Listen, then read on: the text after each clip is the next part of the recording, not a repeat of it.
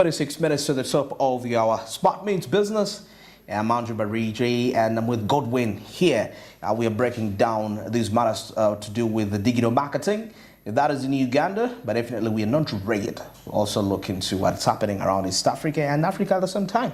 But of course, as you know, all these conversations on the show are proudly brought to you by Zabu, which is a platform from Alltex.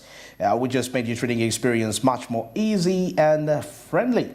Now, amazingly here, you can actually buy government bonds and securities for a fee of just 15,000 Ugandan shillings. The markets open every day from 8:15 a.m. up to 3:15 p.m. That is East African time, Monday up to Friday, except on the weekends and the public holidays where you cannot access these markets, so never really bother. But at least you have Monday to Friday to be benefiting from those perspectives. Well, now away from that, we are still continuing with our point of discussion here, digital marketing. Godwin, before we went into the break, you were still breaking down something a little. I feel like the viewers actually need to hear this. It's quite very important. Yes. Oh, you were talking about the idea of tourism and digital marketing. Well. Tourism and digital marketing. Yes, and how this is quite important, right? We're talking about how this is such a huge avenue for growth. And we have to be able to incentivize these local farmers. We have to be able to incentivize people to start using these platforms to make more money, right? Yeah. Especially for these local businesses. Are we supporting these local businesses to take on these market spaces, right?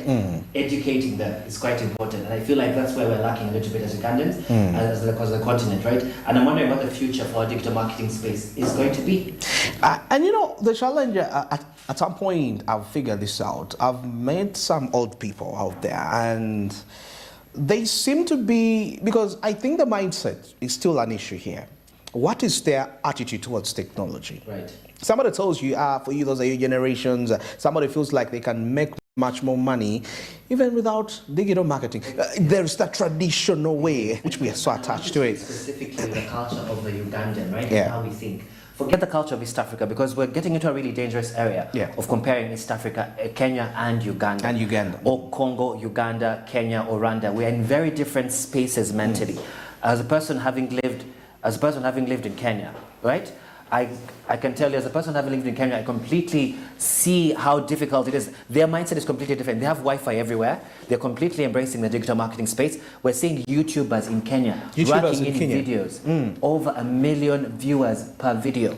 Whereas in Uganda, we're thinking, why do I spend my time on YouTube? We're still not seeing YouTube as a viable place to be able to market our products. Because we're having people like Raymond Kahuma, who's Ugandan, and recently he moved to Kenya and he was comparing his viewership whilst he was in Uganda and whilst he was in Kenya. So he does this thing where he advertises different products, different restaurants, and highlights, because the restaurants are putting him on and saying, please talk about my restaurant. Advertise my restaurant on your platform on YouTube. And he's finding that his viewership whilst in Kenya has gone up over 15% in the last month that he's been in Kenya, because the culture surrounding the digital marketing space, the social media space, social media advertising, influencer advertising as a form of digital marketing has completely increased whilst in Kenya.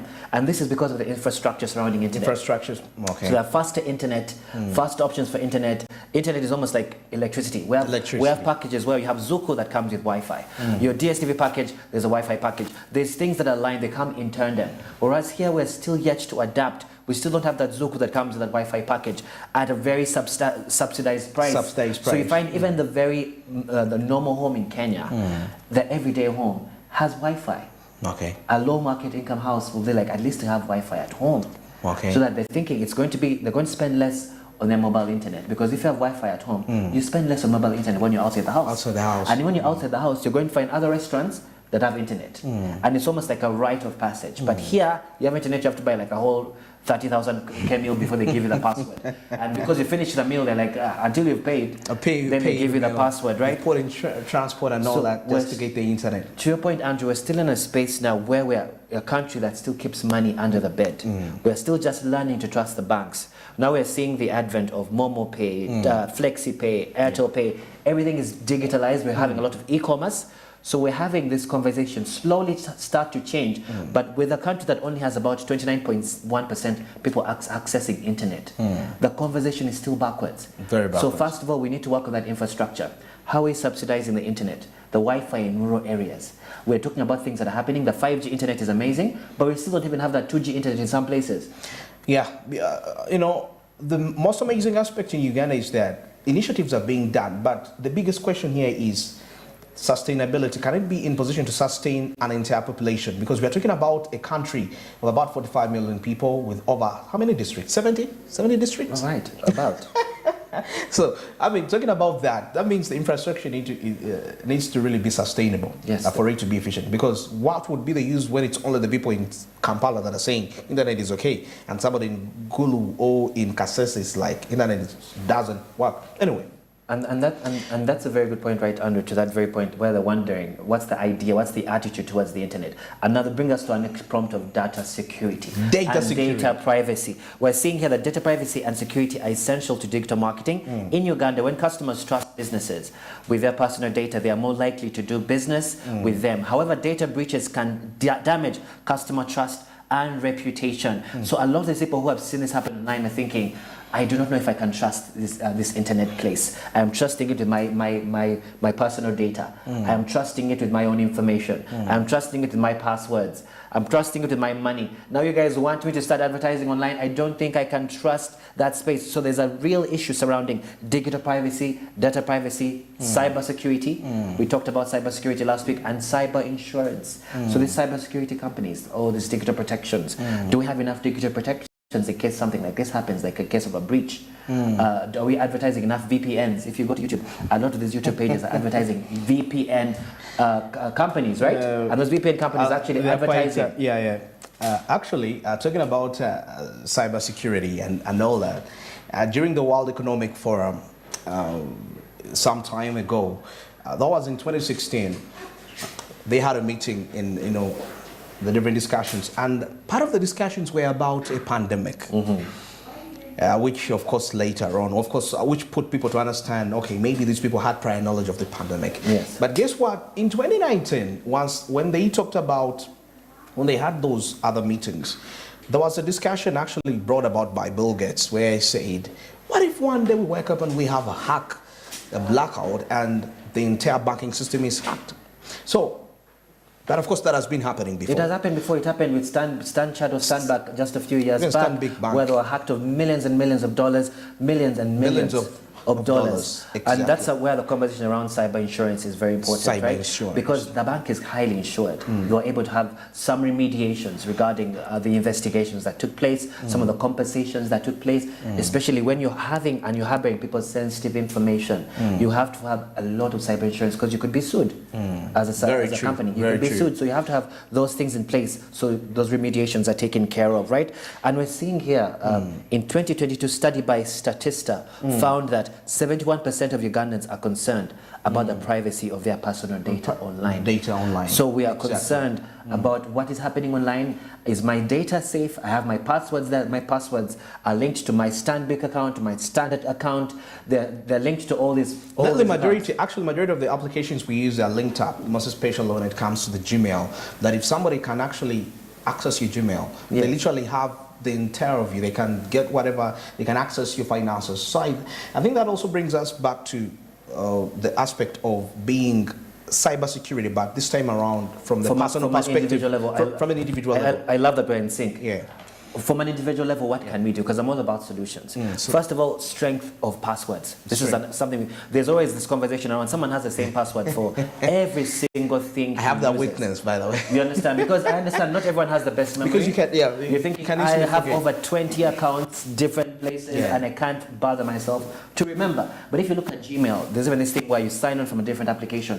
My Gmail alerts me. Even it alerts me. There's a time my phone had been taken. And guess what? Gmail locked me out of my mail for 30 days to make sure that it was me. Some of these applications like Gmail have extreme protections they put in place to be able to cater for any hacks that might happen in the future. So guess what? My account was safe for 30 days after my phone had been stolen, and no one was able to hack in because they had a feeling your account has been tampered with, we don't know who this is, and there's no way to be able to confirm. Give us 30 days to confirm this. Then 30 days they send you an email using your backup email.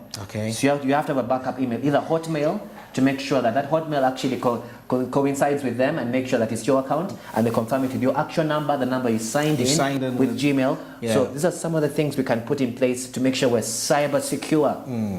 Strengthening your password. What platforms are we using? Platforms that are secure. Don't just sign any email anyhow. Putting your personal information everywhere. We have to have protection.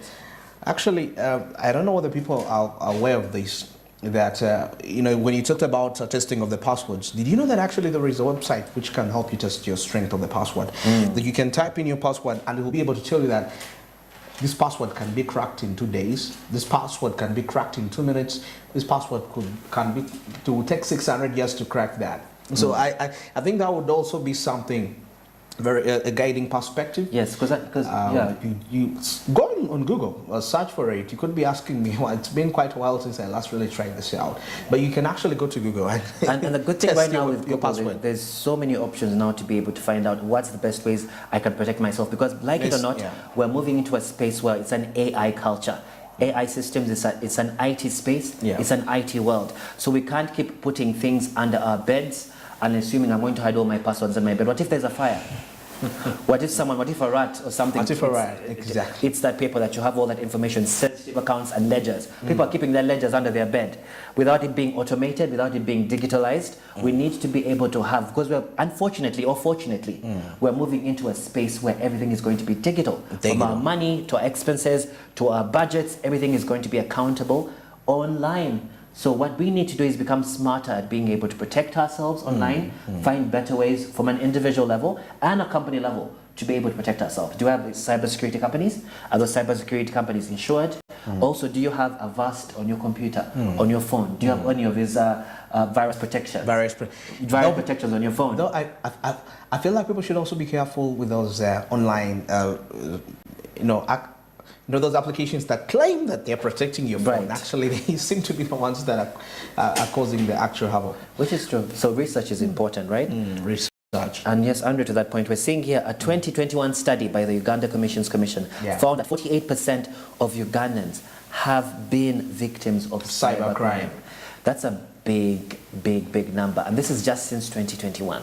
A 2021 study. So I bet you it's since increased, of course, with the advent of all these loan companies, with all these people online, all these fraudulent companies coming online, there's going to be a huge increase in cybercrime. And these are some of the detriments to why the digital marketing space is still lagging in Uganda. Because people are afraid of being hacked. But unfortunately, you're going to find ways in which you're going to be hacked, because guess what? You can't avoid the internet. You can't avoid the internet. And by the way, I was amazed last year, the Uganda Communications Commission had a competition. It was about cybersecurity. Right. And it was among the biggest universities.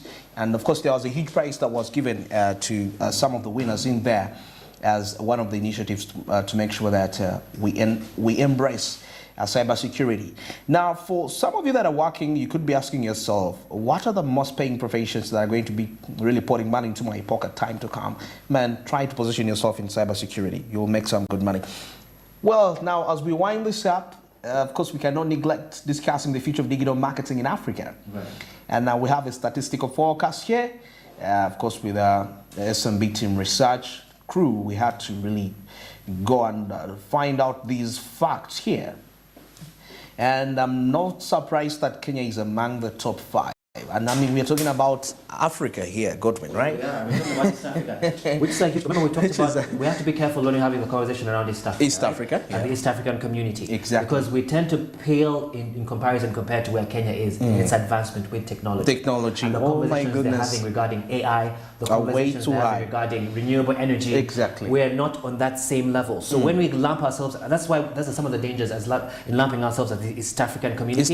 When some of the other issues in the other countries have not been addressed. There is a big economic imbalance. Economic gap. There is a huge strategy gap as well, because we're seeing in Uganda, what are some of the strategies that we have in place to better our infrastructure regarding Wi-Fi, regarding data. Also, our priorities are different. The Kenyan priorities are different from what the Ugandan priorities have been. So we're finding now, if we say East Africa, it's quick because of Kenya. Kenya does not exemplify the whole of East Africa, the different issues in Congo. If you go to Congo, they might all be struggling with mobile internet, mobile banking, mobile digital marketing is a struggle. It's a struggle. And in every country within East Africa. So as the conversation around East African community is continued to be had, we need to understand what are the individual problems and what countries are a little ahead and how can we benefit each other, especially in this space. We've seen the statistics. South Africa and Kenya is up there and Uganda is nowhere. We're seeing South Africa at 1.6 billion digital ad spend. Nigeria at 1.1 million, and we're seeing Kenya at 450 million US dollars. These are US dollars on ad spend, and we don't see. And Kenya is number three. And this is part of the East African community. Exactly. So when these conversations are being had, we can't say, oh, even Kenya. No, Kenya is ahead. It's like saying I was with my friend, we were playing all night, and your friend got 90%, and you got 20, and said, but we are doing the same thing. No. You have to find another sport. What are they doing at night? What are they doing at night? You are reading at night. Find out those strategies. So now we're looking at the digital marketing trends. Of course, it says here the increasing adoption of smartphones and mobile internet. Africa has the highest mobile penetration rate in the world, with over 50% of the population having access to a smartphone. This makes mobile marketing a key channel for business that want to reach potential customers in Africa. So we're talking. Last time we talked about telecommunications and the level of penetration. So what's the level of penetration for the smartphones in the rural areas? I still take it back there because in Uganda our priority, I take it back to priorities, has been agriculture and the agriculture sector. We're hugely dependent on our agriculture sector here. But what kind of penetration of smartphones do we have in the rural areas? Do we have in the rural areas to enable this digital marketing? Okay. And, very interesting. Well, we are left, I think, with about 10 minutes. Actually, we are in the time. I mean, we've come to the end of the show. But maybe briefly, just to harden this, here, some other probably trends, marketing trends in Africa include video content, which is becoming increasingly popular. Now, of course, we're giving tips to those of you that are looking at the trends where you want to capitalize and monetize video content and venture into that. Then influencer marketing is also on the rise. And then artificial intelligence, definitely. I mean, we've talked about artificial intelligence almost in every discussion. It is something we cannot really avoid. We talk about it all the time because it's the future, right? AI is being used in a variety of ways to improve digital marketing campaigns. For example, AI can be used to personalize content. It targets ads and measure campaign performance. So AI serves to almost help the digital marketing space because it's going to help curate for you the right ads, the right audience. It targets those ads. It says every time Andrew Barije is online, he's looking up iPhones on YouTube. Every time he's on YouTube. So guess what? All the ads that are going to come on your page is going to be the latest. It's going to be about iPhone. That's how targeting is, because the AI is basically curating your search feed, which is what they call data mining as well. So it starts to mine your data and understand that this is the culture, and this is we talked about this. Consumer engagement allows you to understand the consumer culture. You track the past culture, which is why digital marketing is a huge conversation, because you're able to track customer behavior, customer spend, and their engagement, and make a decision for the future accordingly. It's a very, very big topic, and I've enjoyed it here having that time. Thank you for having me here for this hour. Thank you, Goodwin. It's been quite an amazing discussion, all the way from 9 a.m. up to now as we're closing up. But of course, still to remind you that you can link up with us on DSTV channel 372 and on GOTV, that is channel 320, and free to air. Also, we are there.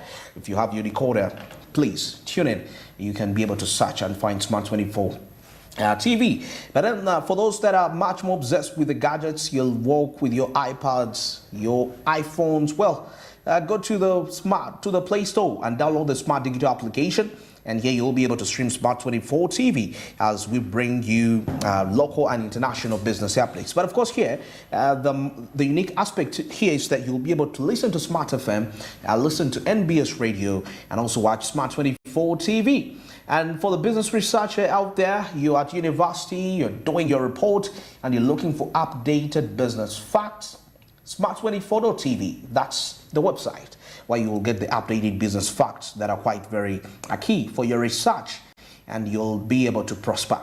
And also, if you want to find us at our home here at Nile Avenue, we are at Nile Avenue Plot 42. You can come and we discuss business, see how we can partner together, how we can help each other boost each other's business. And also, for those of you that are social media fans, at Smart24 TV Twitter, Smart24 TV Official, that's on Facebook. You can get us there. And the Smart24 TV Live, that's on YouTube. And here you can be able to stream Smart 24 TV, regardless of where you're located. You're in the east, west, south. You can be able to do that. But of course, we are very grateful from all the way started, from 7 a.m. with Godwin and Marcy coming in down to this last hour.